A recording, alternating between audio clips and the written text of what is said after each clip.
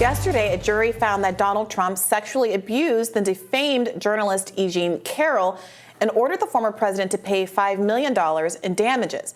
Carroll testified that Trump raped her in a department store dressing room in the mid-90s and then defamed her in 2022 by claiming her accusations were a, quote, complete con job, a hoax, and a lie. Trump reacted to the verdict in a Truth Social post yesterday, saying, "I have absolutely no idea who this woman is. This verdict is a disgrace, a continuation of the greatest witch hunt of all time."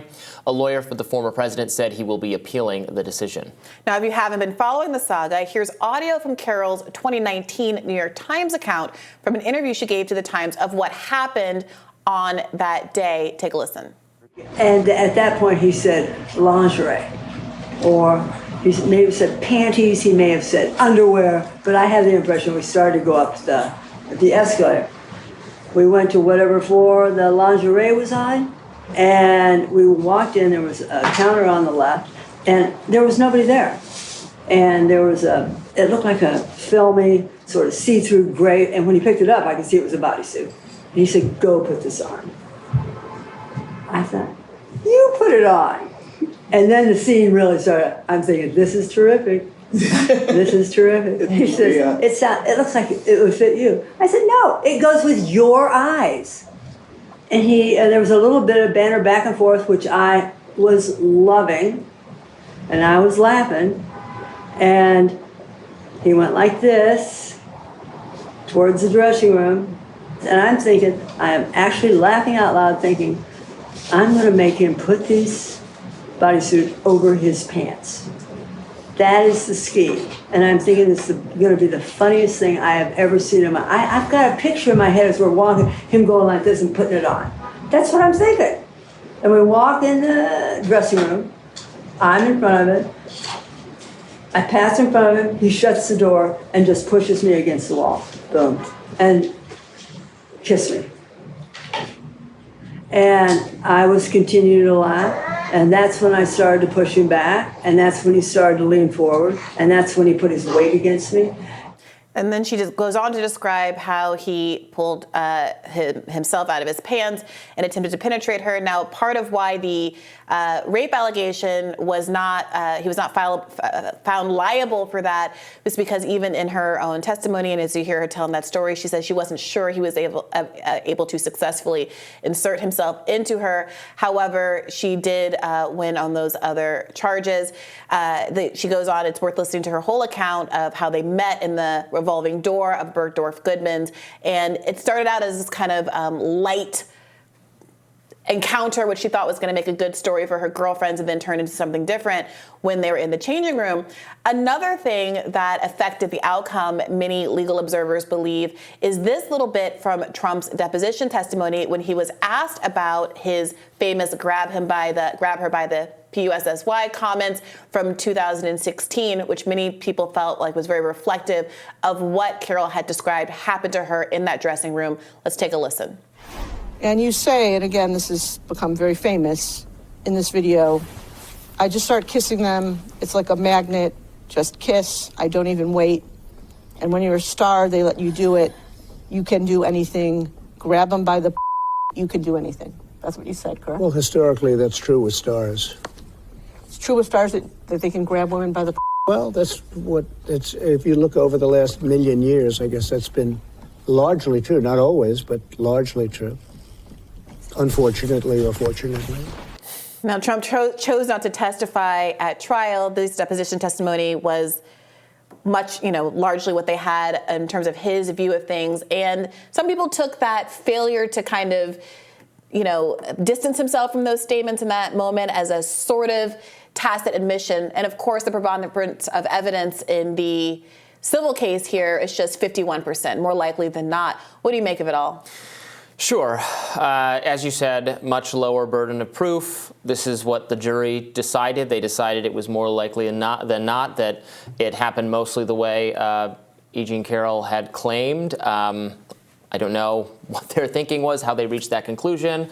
I didn't see the evidence they saw, so maybe something was more compelling to them. I can't imagine for myself concluding with any certainty that this, which happened a long time ago and was witnessed by no one else, was more, it could have happened. I don't know. Like, I just have no idea whether it happened or not. So part of the evidence that they used at trial, there were two contemporaneous accounts, two friends of hers that she had told at the time. Contemporaneous evidence has become increasingly a go-to, a hallmark of these Me Too cases. It seems to really shore up the claims of the alleged victim if they are able to demonstrate that they didn't wait till years later to tell somebody, that they were able to tell somebody at the time.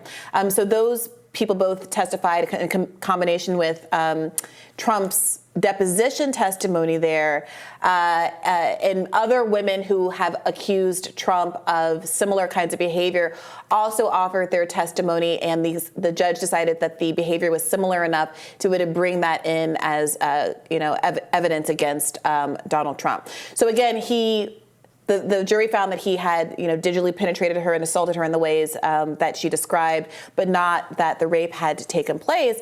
And now, Trump's response being what it is, there is this question of whether or not this is going to damage his reputation in the eyes of voters, or whether or not the fact that these kinds of accusations have been swirling for a really long time. The Access Hollywood tape has been out since the beginning of his political campaign career. I would love to meet the voter for whom this is the last straw.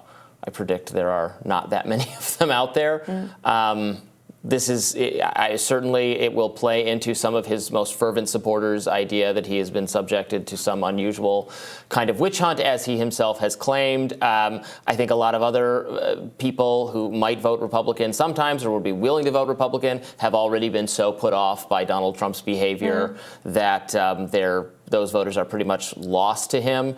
Does this matter that much in the scheme of things? I can't imagine that it does. And in fact, if you're like a militant, if not having a president who is even theoretically complicit in sexual misconduct is your top issue, you're kind of out of luck, because the sitting president also has some number of accusations against him, including most infamously the one from Tara Reade. I would say the same thing about this as I said about that. With no malice whatsoever to the person making the accusation, it could very well be true. I don't know how to make a determination about something that happened that long ago that doesn't have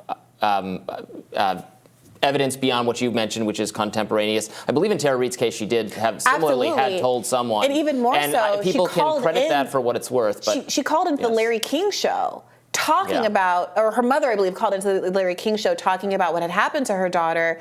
And so we have video evidence of her making a near contemporaneous claim, and there were some other people that she told at the time as well.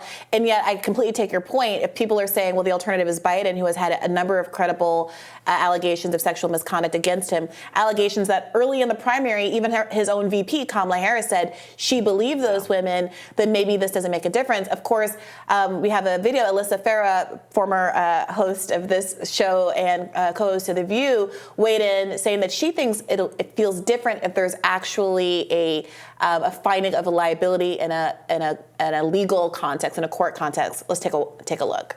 Listen, when Donald Trump tells you who he is, believe him. I mean, this is it. We wanted to chalk it up to locker room talk in 2016. It was not locker room talk. Now he's now been charged with, or I should say held liable in this case, for actually committing sexual assault. Like, I cannot underscore that enough. That your guest before made an incredibly important point. Any man or woman who was falsely accused would be the first person to show up and to defend themselves in a rape allegation or a sexual assault allegation. He couldn't be bothered to show up. I have countless cases of what I considered impropriety in the White House that I brought to the chief of staff because I thought the way he engaged with women was dangerous. We know these facts, the patterns have laid out, and now this is something that's not just speculation, it's not just allegations, it is a jury of his peers deciding that he did this. Wait, you brought to Mark Meadows, the chief of staff, or other chiefs of staff, incidents that you witnessed of Donald Trump behaving inappropriately with women? I did, as well as former White House press secretary Stephanie Grisham and others. Nothing that rises to this level, but things that I would consider improper. So Alyssa Farah, of course, was the White House Director of Strategic Communications and assistant to President Trump back in 2020, speaking to her experiences there. What do you make of this claim of hers that his failure to appear at trial and testify in his own defense is indicative of something? I wouldn't say that I agree with that. I don't think we can predict precisely how someone accused, whether falsely or credibly, would behave in the same way that in fact, people are criticized for critiquing the way the accusers behave, right? Like, oh, that's, with the model accuser sort of myth, that whole discourse, if you remember that. Look, I mean, many accusations of sexual misconduct are totally grounded in truth and are real, and it happens. Some are not. Some are some mix of somewhere in between. A dispute between two parties.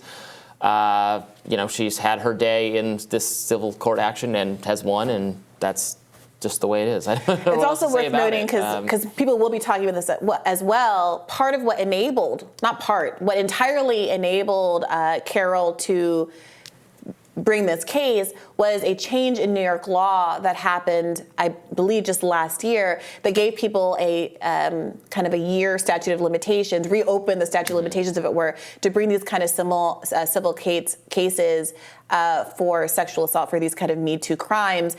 People, because of the Me Too movement, began advocating for this sort of a law, and E. Jean Carroll was one of the people who was advocating for this exact law that she has now, been able to take advantage. And I don't mean that in a weighted way. I just mean who has been able to use to successfully come to this judgment against Donald Trump. So I'm sure that will be part of the discourse and be seen as probably, kind of a working of the system to people who are inclined to be supportive of Trump. But it remains to be seen whether or not this kind of more concrete legal finding that he is at least culpable in a civil context will have any bearing on his political career as we continue to head on into the 2024 race. I suspect it will not, but we shall see. More rising right after this.